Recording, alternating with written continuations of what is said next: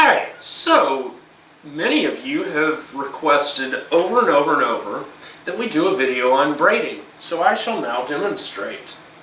First you grab this one bit of hair, and then you need a second one, and a third one, and oh wait, not that type of braiding? Could be the case. Let's get started then. We're going to braid some rubber bands. Alright, first we'll start with a demonstration so that you get an idea of exactly what's going on here. So I'm going to slip my plane into the stooge here.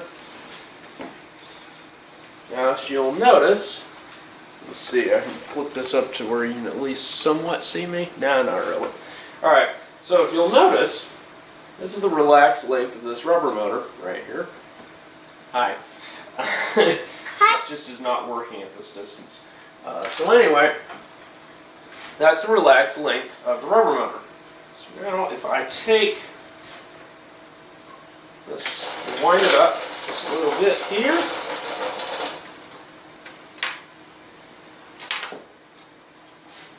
load the prop on, and slip it in place. Now watch this. Do. Anytime now, anytime. Hurry up and unwind. The longer it takes, the better the plane, right? Sorta. There we go. Alright, now watch that. Remember, relax length is out to here.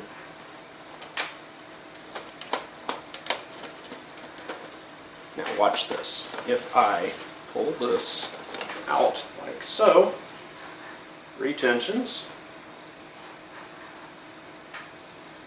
and we're back to dangly rubber band. So the question then is, how does that work? I shall now demonstrate. And we'll do this a second time. And this will explain to you exactly what is going on. So what I have done is, this is a 4-strand rubber motor. It's made from one loop that is doubled up on itself, but before I double it up, I wind in some winds on it. And so what you're going to see, while this rubber motor is wound, take this off here, while it is wound, everything is basically the same here. But there is a key point in the unwinding process. And what I'm doing is I'm trying to stop this when it gets here. Alright, now, I'm almost there. Almost. Alright, you see that? See how the strands are now parallel, but they're wound up, and that means they'll tension up like that. Now if you notice, it's stringing out. It does not do that during the unwinding process when it's already in, and that happens because everything's evenly distributed, unless you have a really, really long rubber motor.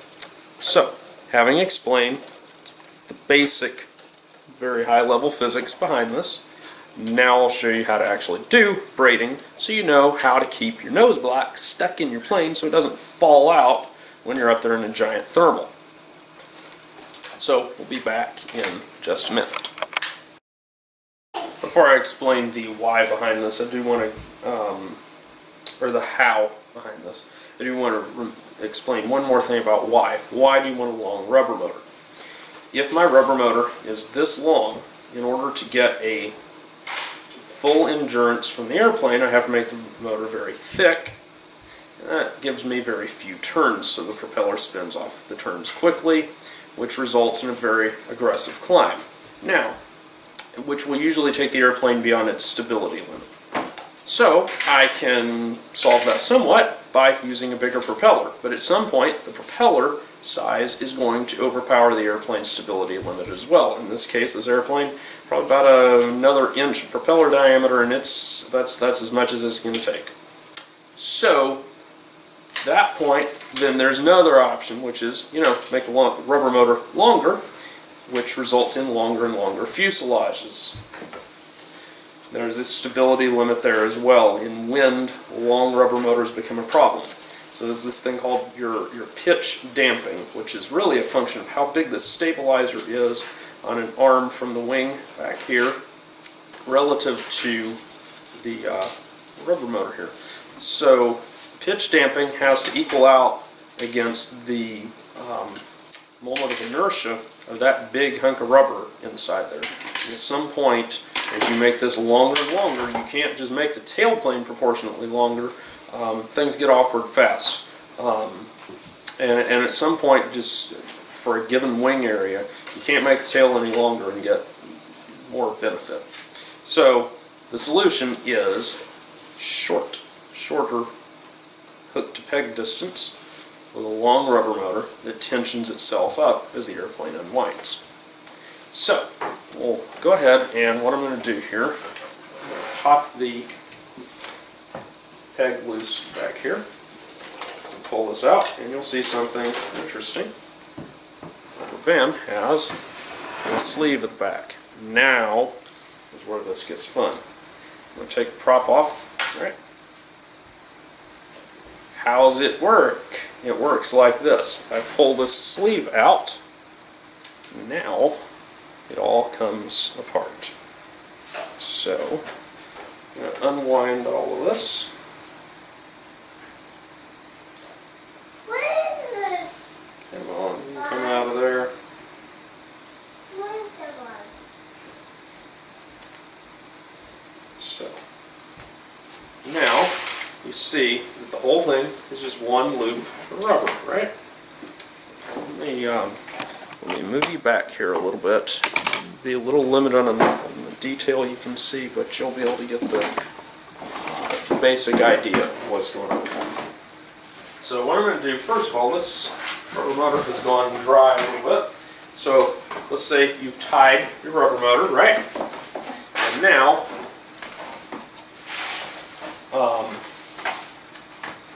you're going to get some rubber lubricant. I recommend Dow Corning 33 for pretty much everything. I even use it indoors, and I've set enough records with rubber motors lubricated with it that I think it qualifies. So what I'm going to do is take this rubber motor, locate the knot of the rubber motor somewhere randomly along the length of it, not at the ends and not at the middle. And you'll understand why not at the middle in a moment. So I'm going to slip this in here. And I'm going to be out of frame on the camera here. So what's important to know, I'm not stretching the rubber motor out. You can see it's got a little bit of slack in it. And I'm not winding this aggressively. And this part takes a little bit of a feel to get. But basically you want to wind this until you can see it starting. If I relax it, it grapevines a little bit. It doesn't start developing rows of knots on itself like you would typically see. I'm going to show. Let me bring this into the camera frame. So it does that instead of knotting up on itself. I don't like to go much more than that. For some scale models that have really short hook to peg distances, I'll wind even harder. But the thing is, you are subtracting some winds out of your maximum winds for the rubber motor when you do this. Not a whole lot with this, because I only cranked in 200 turns there, which means at most I would lose off the top end, since I'm doubling this back, 100 turns out of this motor's potential. Now, what I'm going to do, having done that, I am going to estimate. You could put a ruler out here. I don't, because I can move knots in this rubber motor by doing that. There's some hysteresis. So let's kind of stretch this out like so. And now we're going to say this is roughly the halfway point in this rubber motor. Roughly. We'll bring this part around. And I think there.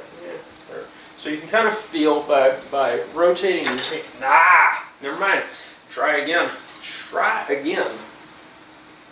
There we go. Alright, so once you've done this, this is what happens when you use a stooge that is not actually for winding. This is the stooge I use for my cabin model, because my proper stooge is out in the car trailer. Alright, so anyway, let me try this one more time. Here we go. Now, I'm going to rotate my hand around here to feel kind of where the neutral point is. So where I'm feeling equal tension on both sides. And now I've got that point.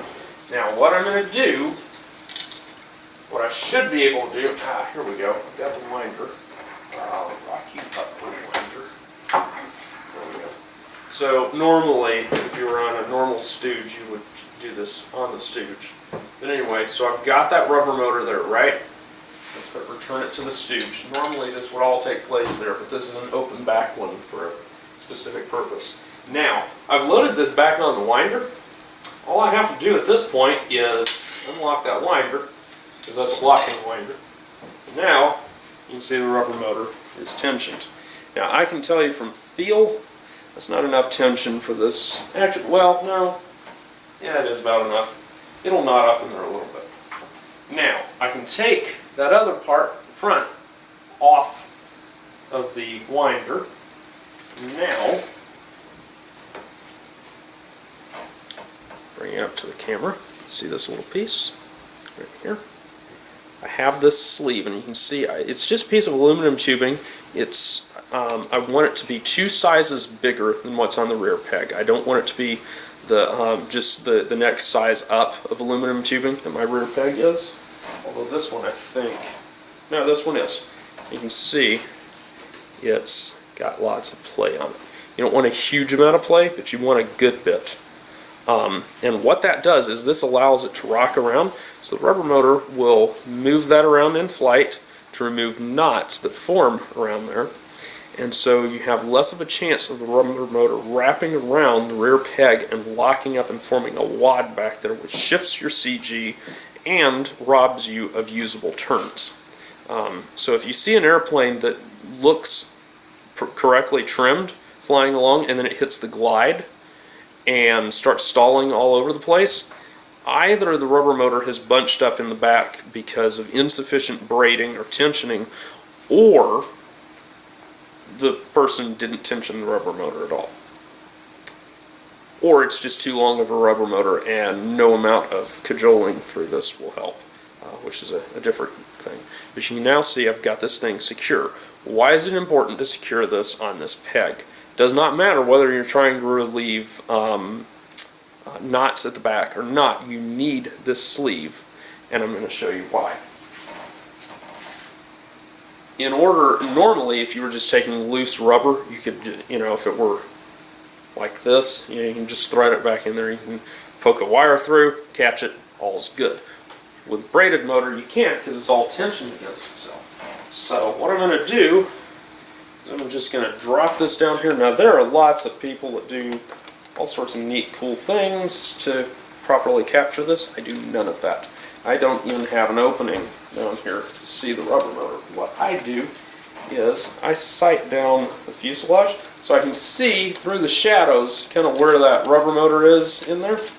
And once I know that the sleeve is right about at the peg location, what I'm going to do is I'm going to poke my wire through, and I'm just going to hopefully not catch the DT line on this thing. Flip the plane over, we'll do it that way. So I'm just looking down through here. And this, I understand this takes a little bit of hand-eye coordination. But as you can see, I now have captured it.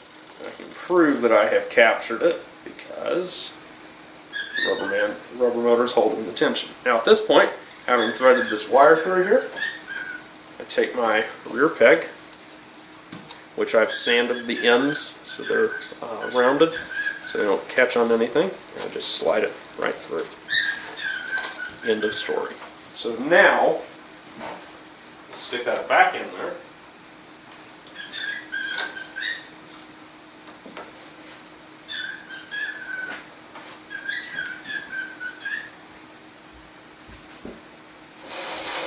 Line this little guy up. Grab a prop.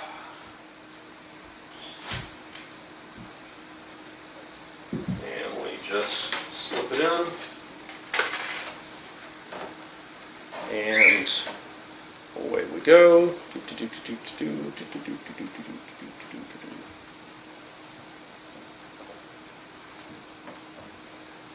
Don't see any bunching at the back. Everything looks good. I don't know if it'll show up on, I don't know if you see, yeah, you can kind of see it. Rubber motor is just a little bit slack in there. So that dark shadow across there, that's the rubber motor.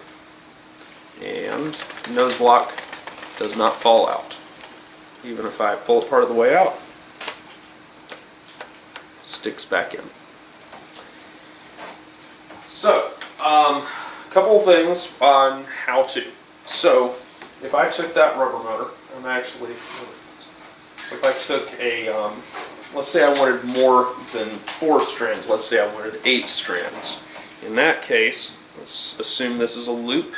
So what I'm going to do is I'm going to bring it up to 4 strands, braid, and then, actually I'll even demonstrate very loosely by kind of winding this up. And then I bring it around. Now I've got 8 strands. Say I want 16 strands. Same sort of a deal. I will strand up to 8, braid, bring it around. Now I've got 16. Now, let's say I need 6 strands. In that case, we're going to fold this motor up in thirds, so I have to braid it now, like so. And then I do this deal where I fold it back on itself 3 times, and now I let it tension itself, sort of, like that. A little bit of pain in the neck. If you need 10 strands, heaven help you. That number does not work out well. That's all I got to say to that. Actually, if you were doing 10 strands, one thing you can do is bring the motor into a 5-strand configuration, which basically requires you to, so this is 5 strands right here, like so. Now, as you can see, I have a loose end and I have a loose end. You can tie an O-ring in that and then go from there. So I've got 5 strands, braid, now I've got 10 strands. So the last part I want to show you is kind of applicable to that, because a lot of you are just going to want to do a 2-strand motor, a loop. How do I braid that? That's the easiest of all. What I do is I'm going to take this, and since I've got some lubricant on my hands, this knot will not cut into itself. So here's what I'm going to do. I'm going to tie this knot very loosely. I'm not going to pull it tight. See if I've got that. Come to the other end. Same deal. Like so. See that? Now, I'm going to just stick this on the corner here. We're going to crank in a few turns. Sorry, I'm off camera, or off, out of picture. So I'm going to crank in some turns here. I want a little bit more for this application, like so. And you should have a little bit of lube on this motor. It doesn't need to be well lubed, because otherwise your knots try to go everywhere. Alright, so I'm going to release that knot, and I'm going to release this knot. I've let the motor wad up. No biggie right there. That probably was not the best way to untie that. Now, I'm going to just tie this motor. I'm going to overhand knot it, like so. And then I'm going to do that type of knot right there. Pull it in. And I'll be right back.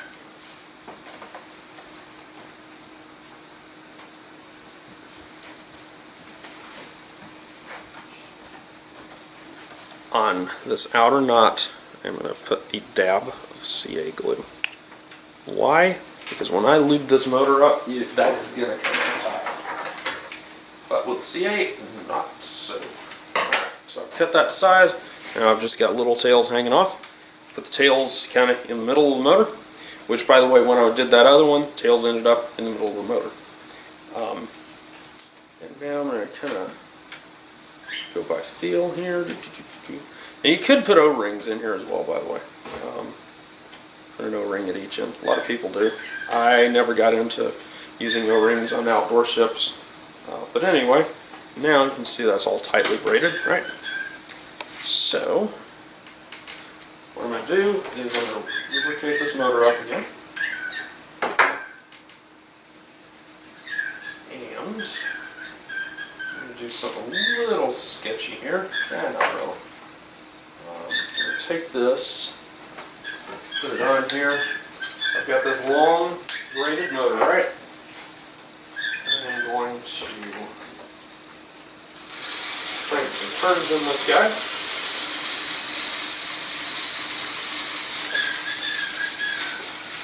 By the way, I should note, you braid the motor the same direction you're going to wind it. So I don't know if you noticed that. If you braid it opposite, it will not tension.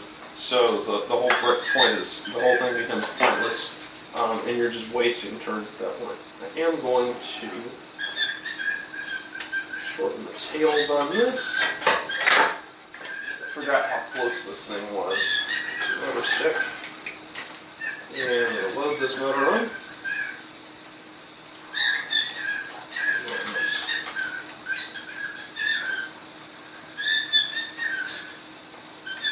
So the motor's on there. That knot is hitting the motor stick, so you don't want it in the middle on this one. Oh well. But that's kind of peripheral to the point. Kind of pull it down so it doesn't snag. And we wind and wind and wind. What's very important is what happens here at the end. So we start down to one row of knots. About to be done with that row of knots. Come on, almost there. It's catching up a little bit. And now it starts to sag a little. Wind back, and there we go. Like that. Now, to give you an idea of just how tremendous this effect is, let me remove this motor and clarify for you just how long it is.